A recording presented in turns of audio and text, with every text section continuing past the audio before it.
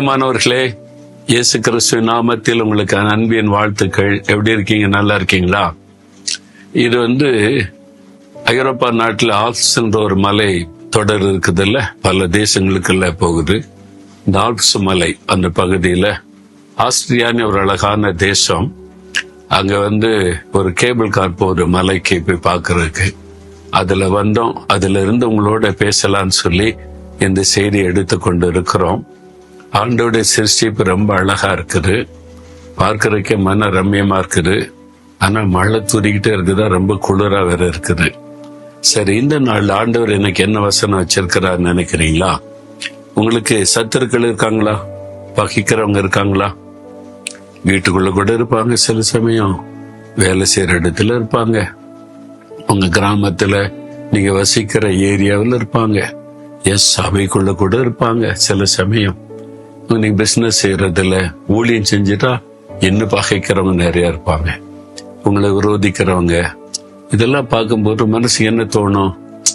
ஒண்ணு வருத்தமா இருக்கு, எதுக்கு எங்க காரணம் என்ன பகைக்கிறாங்கன்னு. அடுத்தது அவங்க மேல உங்களுக்கு கோபம் வரும், இவங்களை ஏதாவது ஒண்ணு செய்யணும் அப்படின்ற மாதிரி. அப்படிலாம் என்ன வருதா?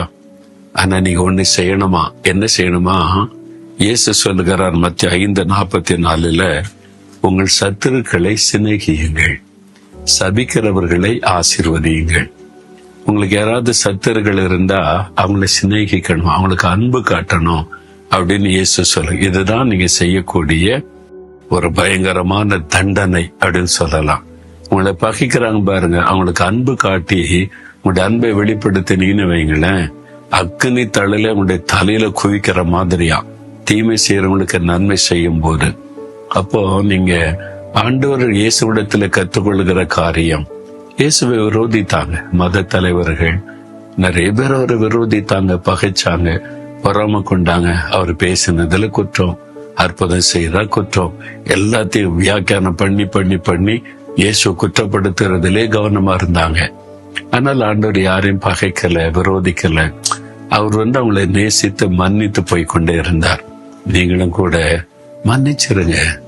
அவங்க திட்டினா திட்டிட்டு போட்டோம், ஏசினா ஏசிட்டு போட்டோம்.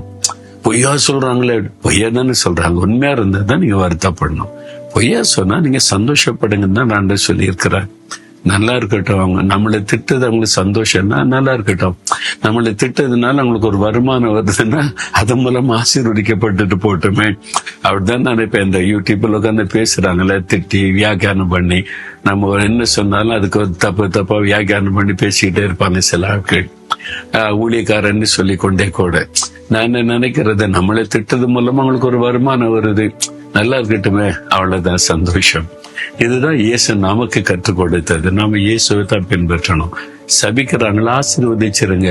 நீங்க விளங்க மாட்டேன், நல்லா இருக்க மாட்டேன்னா இயேசு நாமத்தில் நீங்க நல்லா இருங்க, ஆசீர்வாதமா இருங்கன்னு சொல்லுங்க. இதுதான் இயேசு நமக்கு கற்றுக் கொடு.